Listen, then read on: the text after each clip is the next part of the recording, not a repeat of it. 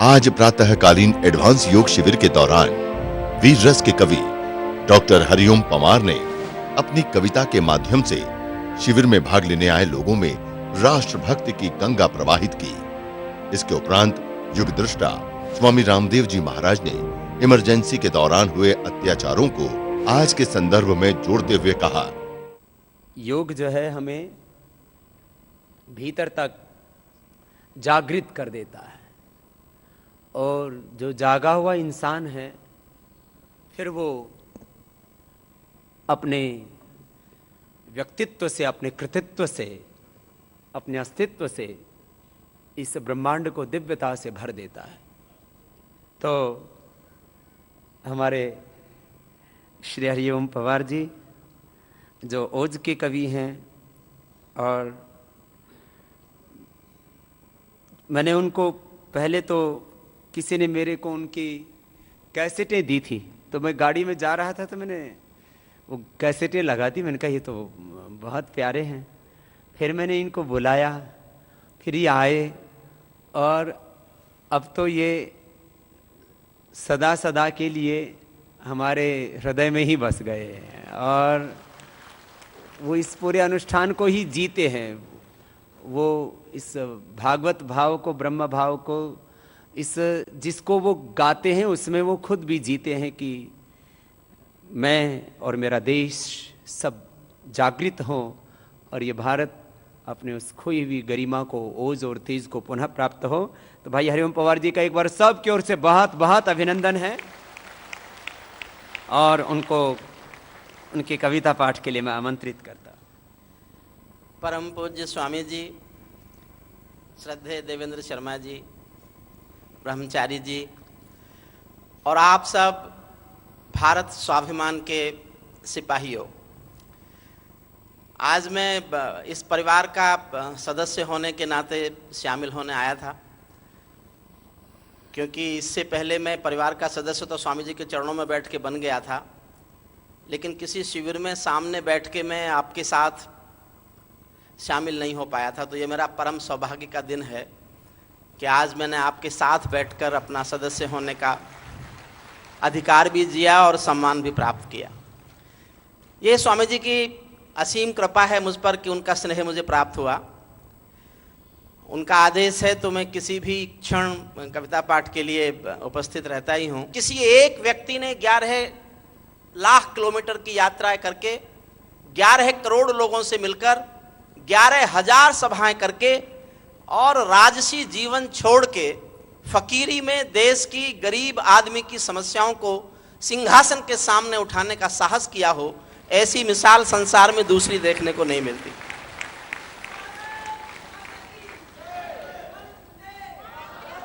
वंदे वंदे। और मैं अपना परम सौभाग्य मानता हूं कि उनके चरणों में बैठने का अवसर मिलता है। तो आज एक कविता मुझे मेरे दोस्त मेरे साथ रहते हैं हमेशा, श्याम मोहन गुप्ता, तो उन्होंने कहा था अगर परम स्वामी जी श्रद्धेय स्वामी जी आपको आदेश दें तो आज ये कविता सुनाइए। तो वो मेरे साथ रहते हैं तो उनका मैं ये अनुरोध स्वीकार करता हूँ, क्योंकि वो मेरे साथ ना रहें तो मैं अकेलापन महसूस करता हूँ। अकेलापन तभी छूटेगा जब मैं स्वामी जी के चरणों में पूर्ण रूप से आ जाऊँगा। थोड़ा सा समय और है, फिर मैं आपको यहीं स्वामी जी के चरणों में ही मिला करूँगा। मेरे जीवन में और मुझे कोई आकांक्षाएं नहीं बची। तो ये गीत गाते गाते बड़े हुए कि सारे जहाँ से अच्छा हिंदुस्तान हमारा, लेकिन जब बड़ा हो गया और देश देखने को मिला तो तब जैसा देश लगा वैसी मैंने एक छोटी सी कविता लिखी है। और ये स्वामी जी का से आज्ञा लेता हूँ कि आप जहाँ अच्छा लगे, आपको लगे, आपके दिल का एहसास है तो तालियां बजा देना। ये कवि का रोग हो गया है कि तालियां नहीं बजती तो उसको लगता है उसको ठीक से सुना नहीं जा रहा है।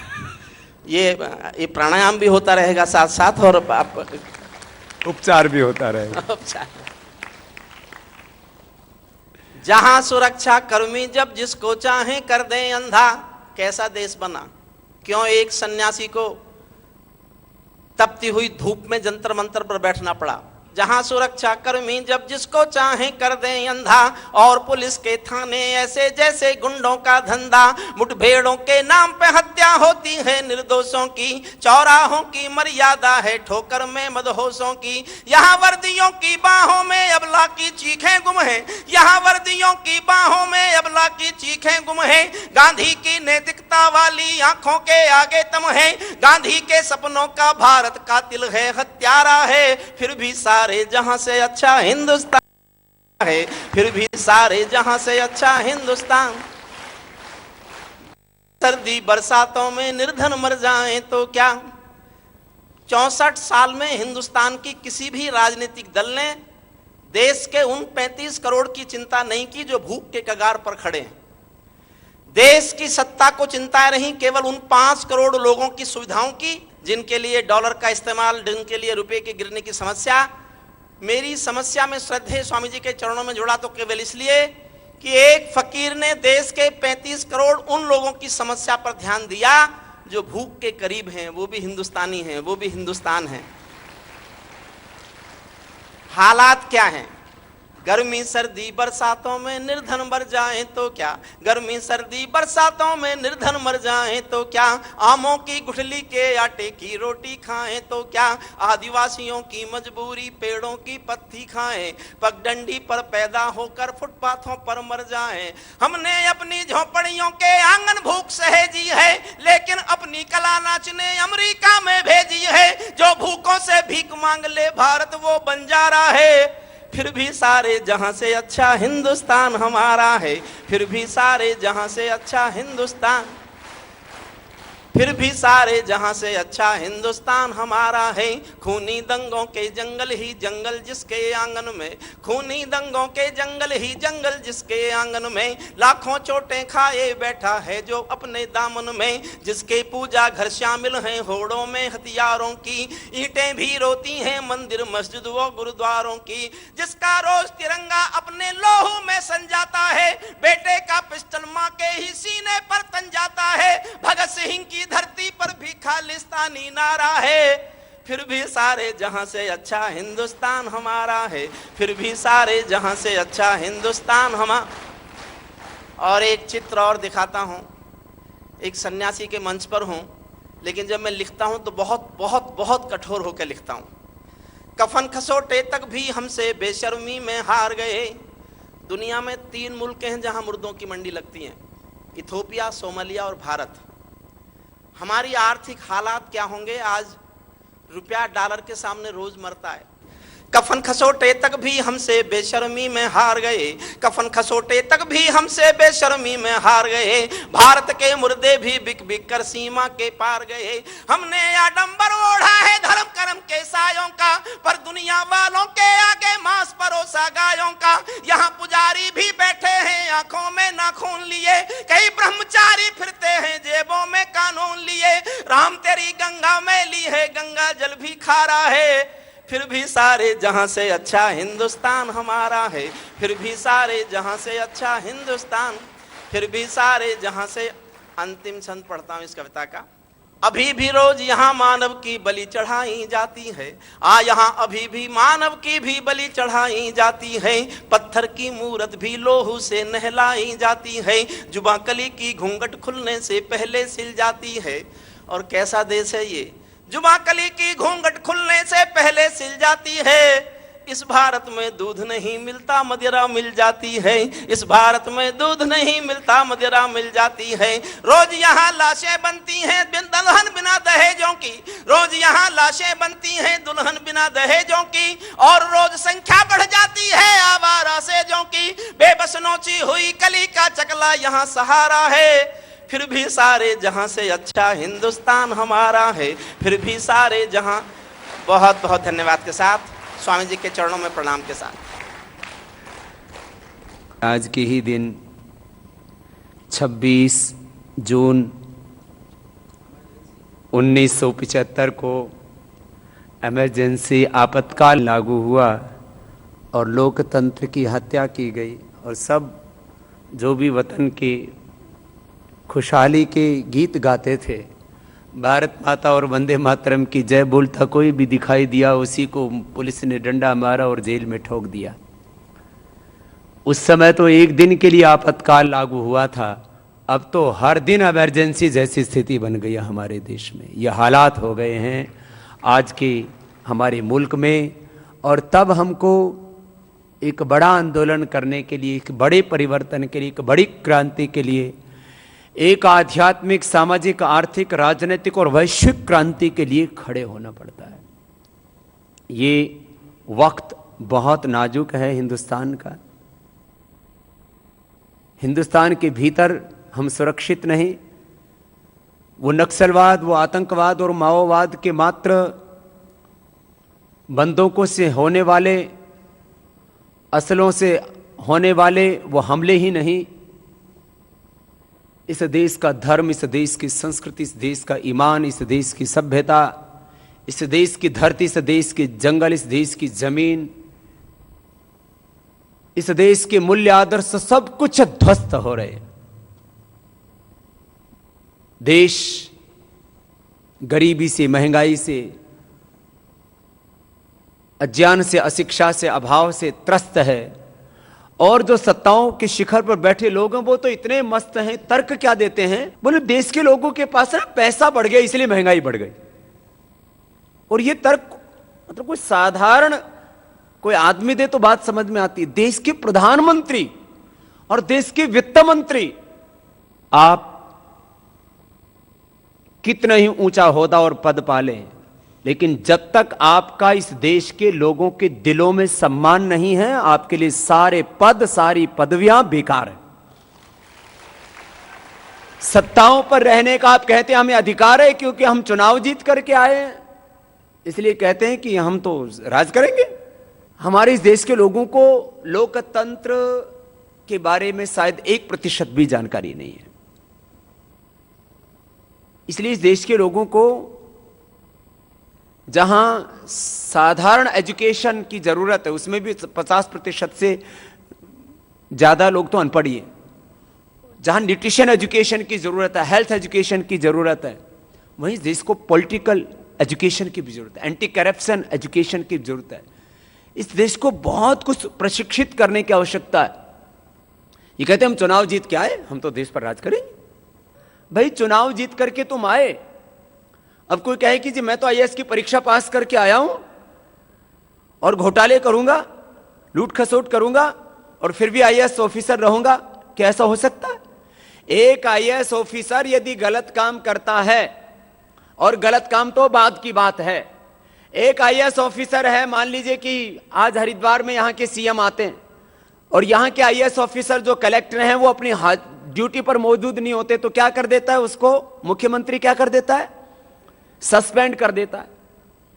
भाई वो आईएएस बनकर के आया है और 10-15 सालों से ईमानदारी से उसने मेहनत की है, अपनी नौकरी भी की है, लेकिन एक दिन भी ड्यूटी पर नहीं मिलता तो सस्पेंड हो जाता है। आईएएस ऑफिसर भी, ड्यूटी निभाता हुआ सैनिक भी यदि सीमा पर नहीं मिलता तो सस्पेंड कर दिया जाता है। हेल्थ मिनिस्टर आए, डॉक्टर ड्यूटी पर ना मिले तो उसी समय सस्पेंड। जब ये सारे सस्पेंड हो सकते हैं तो जो सरकार अपनी ड्यूटी नहीं करती, चाहे वो कितना ही चुनाव जीत करके आने वाली हो, उसको सस्पेंड कर देना चाहिए। सरकार की ड्यूटी क्या है? सरकार की ड्यूटी है इस देश में सब लोगों का ख्याल रखना, सबकी तरक्की के बारे में सोचना। देश में यदि गरीबी बढ़ती है तो सरकार अपनी ड्यूटी ठीक से नहीं पूरी कर रही है, उसकी आर्थिक नीतियां, उसकी इकोनॉमिक पॉलिसी ठीक नहीं है। देश के अंदर यदि महंगाई बढ़ती है, देश के अंदर यदि गरीबी बढ़ती है, देश के अंदर यदि भुखमरी बढ़ती है, देश के अंदर यदि अशिक्षा बढ़ती है, रुपए का यदि अवमूल्यन होता है, देश की यदि ग्रोथ रेट गिरती है, देश का स्टैंडर्ड और पुअर्स यदि उसकी रैंक नीचे करता है, देश की पूरी दुनिया में यदि बदनामी होती है, देश की प्रतिष्ठा गिरती है, देश की नाक कटती है, तो ये जिम्मेदारी किसकी है? ये ड्यूटी किसकी है कि देश को बचाना? ये सरकार की। लेकिन हमारी सरकार वो मैक्सिको में जाकर के वहां तो 50,000 करोड़ रुपए दे आते हैं, क्योंकि उससे पूरी दुनिया में हमारी वाहवाही होगी, लेकिन अपने देश के लोग यदि भूख से मरते रहो उसके बारे में नहीं सोचते तो ऐसी सरकार को सत्ता में रहने का नैतिक और संवैधानिक अधिकार भी नहीं। ये तो एक बात कही जाती है, देश में कुछ भी विकास हो जाए तो सरकार वाले बड़े बड़े विज्ञापन बनाते हैं, टीवी पर अखबार में बैठ देते हैं, हमने विकास कर दिया, हमने देश में इतनी लाइट पैदा कर दी, इतनी सड़कें बना दी, हमने देश में इतने स्कूल बनाए थे, इतने कॉलेज बना दिए, इतने एयरपोर्ट बना दिए, हमने जो है देश के अंदर ये कर दिया, हमने विकास कर दिया। किसी भी नेता का 1 रुपए का कोई योगदान नहीं होता है देश के विकास में। वो देश का विकास होता है तो उसको करते हैं देश के इंजीनियर, देश के वैज्ञानिक। यदि इस देश में अग्नि मिसाइल बनी, इस देश में परमाणु बम बना, इस देश में अंतरिक्ष यान बना, सब कुछ बना तो हमारे वैज्ञानिकों ने बनाया, और उन वैज्ञानिकों को अनुसंधान करने के लिए जो तनख्वाह और वेतन या पैसे दिए रिसर्च के लिए तो आपने दिए।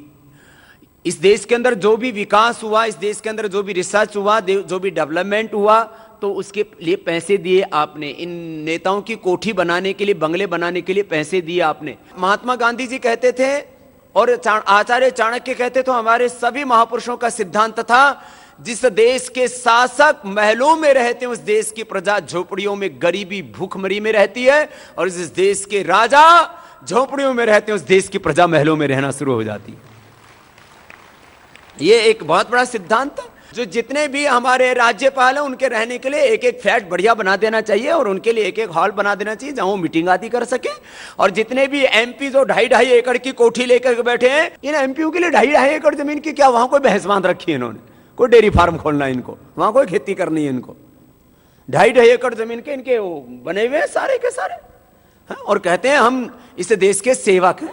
तो सेवक हो तो सेवक बनकर के रहो। इनको जितने भी एमपीओ के लिए कोठियां बंगले बने हुए हैं बड़े बड़े, ये सारी कोठियां बंगलियों से निकाल के इनके लिए फ्लैट बना देने चाहिए। और मैं कोई गलत बात नहीं कह रहा हूं, कोई इनके साथ में हमारी कोई दुश्मनी नहीं है, कोई हमारा कोई इनसे पुश्तैनी बैर नहीं है। देखो यूके में सारे एमपी जो है वो बस में चल के आते हैं, ट्रेन में चल करके आते हैं, किसी को गाड़ी नहीं दी जाती है सरकार की ओर से, और किसी को बंगला नहीं दिया जाता है। ठहरते हैं फ्लैट में, आते जाते हैं किस में? बस में, ट्रेन में, कोई सरकारी गाड़ी नहीं।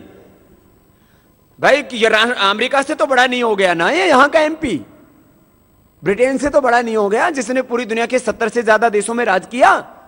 जब वो फ्लैट में रह सकते हैं तो हिंदुस्तान के एमपी फ्लैट में क्यों नहीं रह सकते? आज हमारा देश हर दिन इमरजेंसी में जी रहा है, आपातकाल में जी रहा है। वर्ल्ड हंगर रिपोर्ट ये कहती है कि भारत में हर दिन करीब 20,000 लोग भूख से मरते हैं। दरअसल अपना देश इतना बड़ा है ना, एक दूसरे की बारे में हम खबर ही नहीं ले पाते। गांव में तो फिर भी एक दूसरे के बारे में पूछ लेते हैं, शहर में तो पड़ोस के जो है बंगले में, पड़ोस के फ्लैट में कौन रह रहा है उसके बारे में भी जानकारी नहीं होती। 121 करोड़ का भारत, करीब 33 लाख वर्ग किलोमीटर का क्षेत्रफल हमारा, और इसमें 125 करोड़ की आबादी में कहां क्या क्या हो रहा है कुछ पता ही नहीं लगता। 20,000 लोग रोज भूख से मरते हैं, और अन्न की कमी नहीं है, कुप्रबंधन, मिसमैनेजमेंट। तो ये इतने व्यापक विषय हैं। बस मैं इतनी सी बात कहना चाहता हूं कि हमने बहुत दुर्दशा देख ली अपने वतन की। अब तो इस देश को बचाने के लिए कुछ ना कुछ अब करना पड़ेगा। इसलिए अब सब दिशाओं से देश को अच्छा बनाने के लिए आवाज तो उठ रही है। अब परिवर्तन, क्रांतिकारी वातावरण तो देश में बन चुका है। हर एक देश में करीब 25 सालों के बाद कोई ना कोई एक बड़ा परिवर्तन देखने को मिलता है। तो भारत अब एक बहुत बड़े परिवर्तन के दौर से गुजर रहा है। ये परिवर्तन तो अवश्यंभावी, इसको कोई टाल नहीं सकता, लेकिन ये परिवर्तन ऐसी दिशा में लेकर के जाना है, और परिवर्तन के बाद ऐसे लोगों के हाथों में सत्ता आए जो इस भारत को आगे लेकर के जाएं। अब इस बारे में पूरे देश को सोचना है और ये संदेश अंतिम आदमी तक लेकर के जाना है। ये बहुत बड़ी बात है।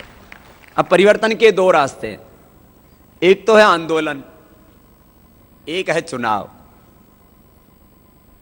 आंदोलन से एक वातावरण बनता है, लेकिन अंततः गत्वा सारी शक्ति राजनीति के हाथों में होती है। देश की नीतियां कैसी होंगी, देश की पॉलिसी कैसी होंगी, सब कुछ निर्भर करता है उनके हाथों में, जिनके हाथों में सत्ता होती है। राजनीति आजकल सब कुछ नियंत्रित करती है, धर्म को भी नियंत्रित राजनीति करती है। धर्म संस्थाओं को, धार्मिक संस्थाओं को, तीर्थों को, देश की सीमाओं से लेकर के देश के भीतर तक सब कुछ नियंत्रित होता है राजनीति से। अब दो रास्ते हैं कैसे बदलाव आए इसके। एक तो आंदोलन। अब आंदोलन एक मुद्दे के लिए आपने देखा कि दो मुद्दों के लिए पिछले 2-3 सालों से 5 सालों से आंदोलन चल रहा है कि भाई काला धन देश को दिलाओ, भ्रष्टाचार मिटाओ। भ्रष्टाचार मिटाने के लिए एक मजबूत कानून बना दो। छोटी सी बात कह रहा हूं, उसके अलावा भी बहुत कुछ करना है, लेकिन एक कानून बनाने की बात आई, पूरा देश सड़कों पर आ गया, लेकिन एक कानून भी नहीं बन पाया। आंदोलनों की तो ये हालत इन्होंने करके रख दी। हमने कहा थोड़े से आर्थिक सुधार कर दो देश के अंदर, देश में गरीबी अभाव सब ठीक हो जाएगा।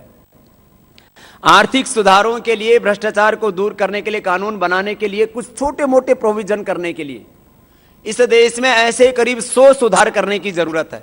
तो 100 साल तक भी आंदोलन करते रहेंगे तो भी वो सुधार नहीं होंगे। इसलिए आंदोलनों के रास्ते से देश को खड़ा करके इसकी चुनाव में परिणति करनी ही पड़ेगी, तो देश में एक बड़ा परिवर्तन आने की संभावना है।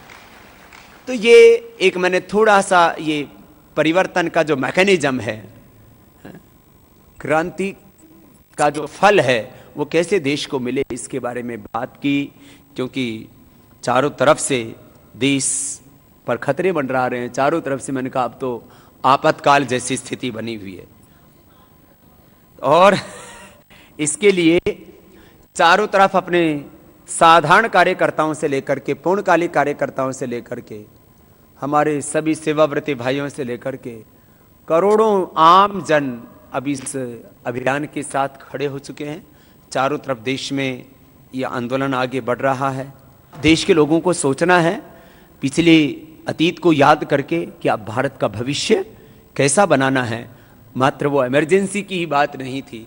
मैंने कहा अब तक इस देश पर कितने जुल्म और ज्यादतियाँ हो रही हैं और देश को किधर लेकर के जाना है, इसके बारे में खाली सत्ताओं पर बैठे लोग ही नहीं, हम भी सोचें, क्योंकि देश हमारा भी है, मात्र राजनीतिक पार्टियों का ही नहीं है, मात्र सत्ताओं पर बैठे लोगों का ही नहीं है।